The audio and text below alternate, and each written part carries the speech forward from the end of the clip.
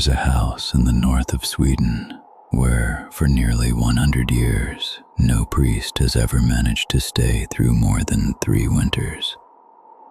They came with faith in their hands, with crosses around their necks, with prayers approved by the Lutheran Church of Sweden. And one by one they left, hollow-eyed, quiet-voiced. They never preached about evil again. Because after a season at Borgvattnet, they no longer needed to believe. They knew. Borgvattnets Prästgård, the Vicarage of Borgvattnet, was built in 1876, deep in the pine forests of Jämtland in northern Sweden.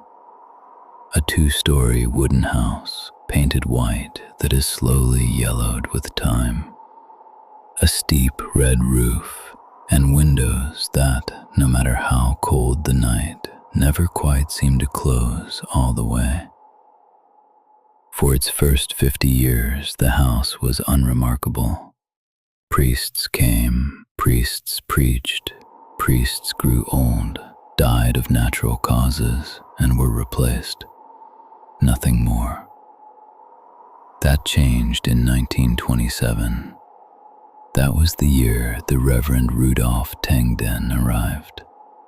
A tall man in his early 40s, with a low, calm voice and steady blue eyes.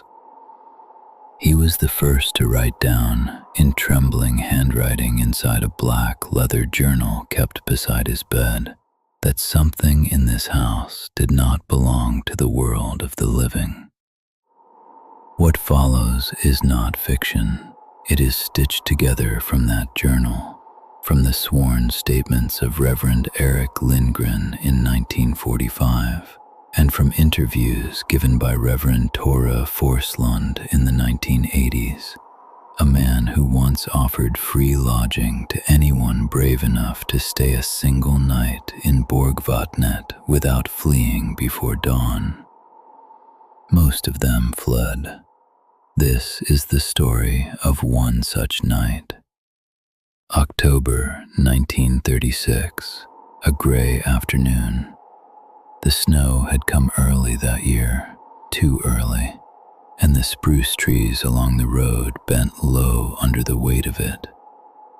A young man named Anders Holm stepped down from a hired sleigh in front of the vicarage, a reporter for the regional paper, Östersunds Posten.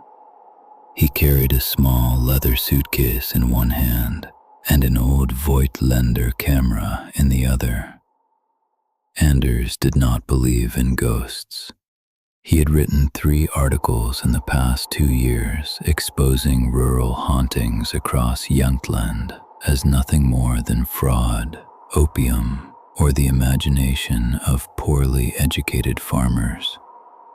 His editor had given him a clear assignment: travel to Borgvattnet, sleep 3 nights at the vicarage, and write a story that would debunk the rumors once and for all.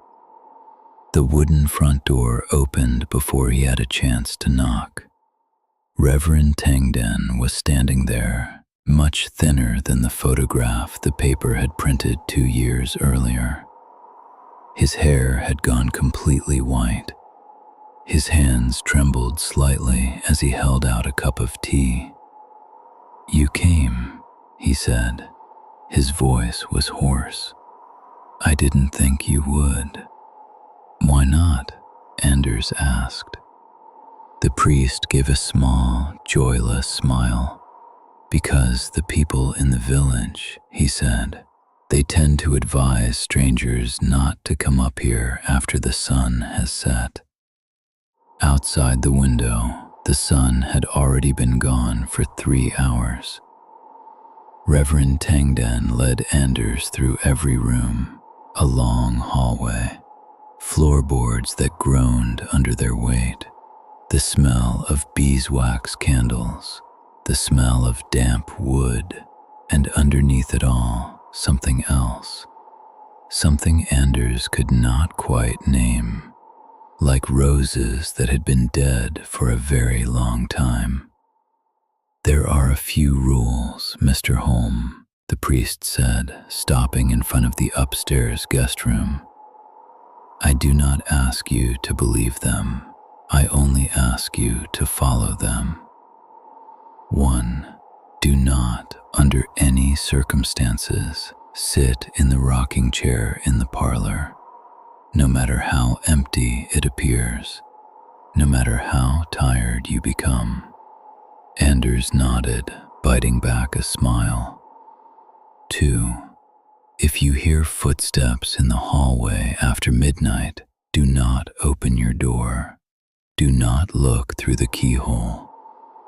Do not call out a name, not even mine.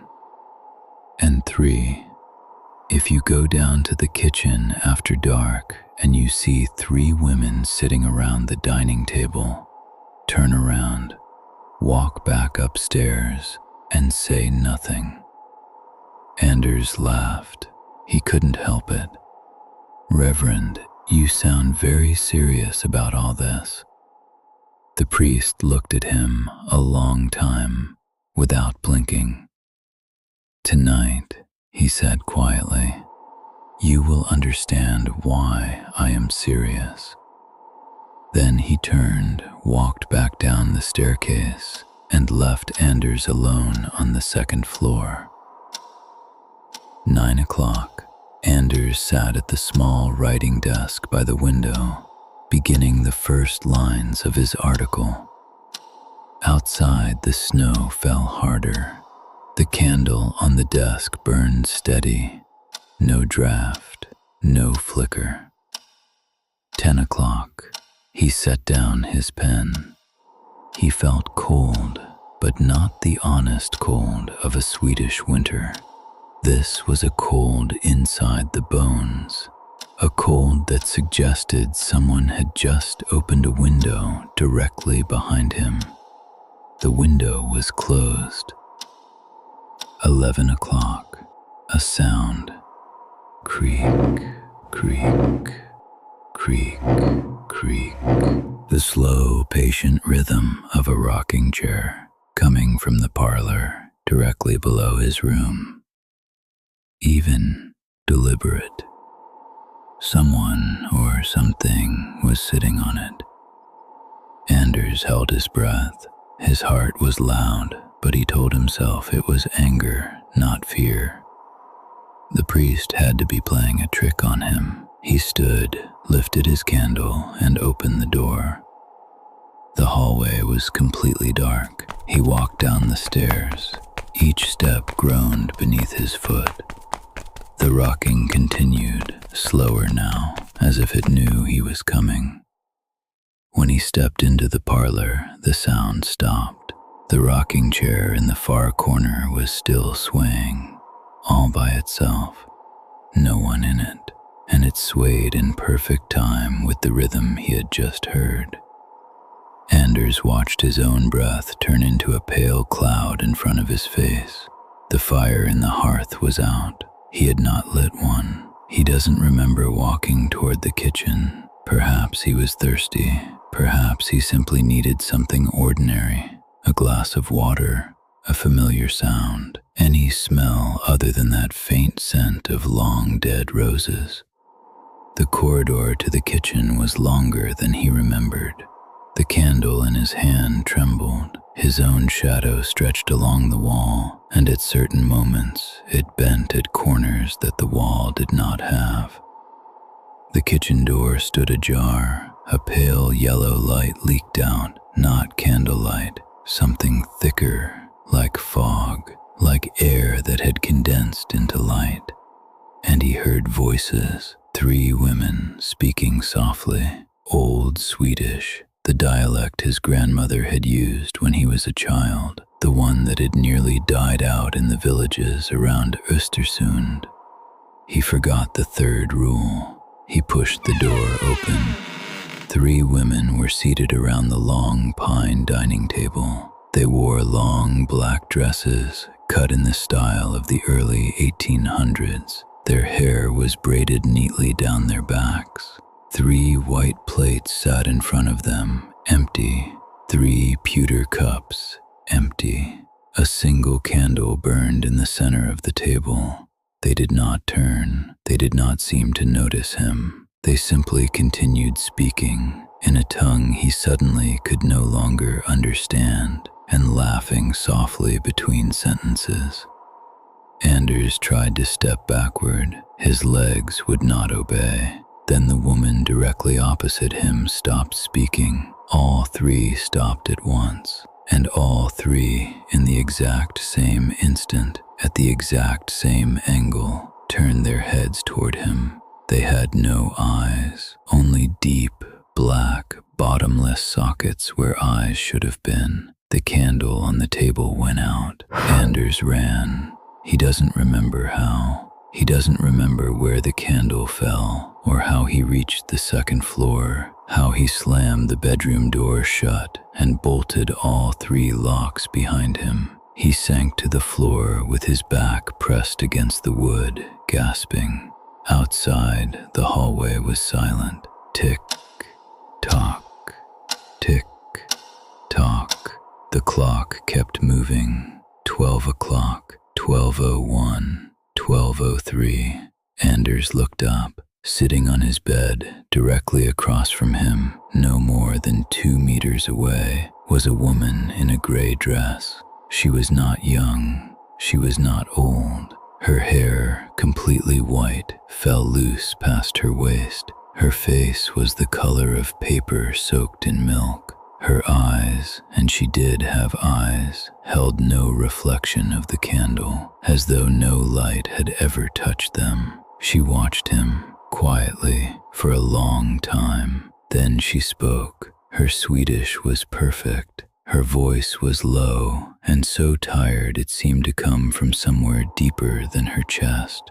"Why did you come here?" He could not answer. "No one should come here anymore. I have told them. I have whispered into the ear of every priest. I have written on the windows with my breath. And still, you all keep coming." She tilted her head, slowly, to an angle a human neck cannot reach. "I have waited 160 years. I have waited for someone to listen. Will you listen, Mr. Holm?" He shuddered. She knew his name. "They killed me in the field behind this house in the year 1776. They accused me of witchcraft because I knew how to deliver babies. I was not a witch. I was an old woman who knew how to brew medicine from roots. They buried me without a coffin, without a cross, beneath the crooked pine tree out there." She raised one thin hand and pointed toward the window. Out in the snow, in moonlight he had not noticed before, Anders saw a single crooked pine tree that he had not seen earlier that day. "This house was built upon me. I cannot leave. I do not know where to go. Every priest who comes here, I try to tell them, but they only see my shadow. They only hear my breathing, and then they run. Will you run too, Mr. Holm?" Reverend Tängdén found Anders the next morning, sitting by the window, smiling. He was not injured. He was not hysterical. He simply sat there, looking out at the crooked pine tree behind the house and smiling, the way a man smiles when he has finally answered a question he has been carrying for a very long time. On the desk, his notebook lay open. The first page was blank. The second page was blank. Every page was blank, except the last one. On the last page, written in handwriting that did not belong to Anders Holm, was a single line. "Thank you for listening to me." Anders Holm never wrote the article. He returned to Östersund.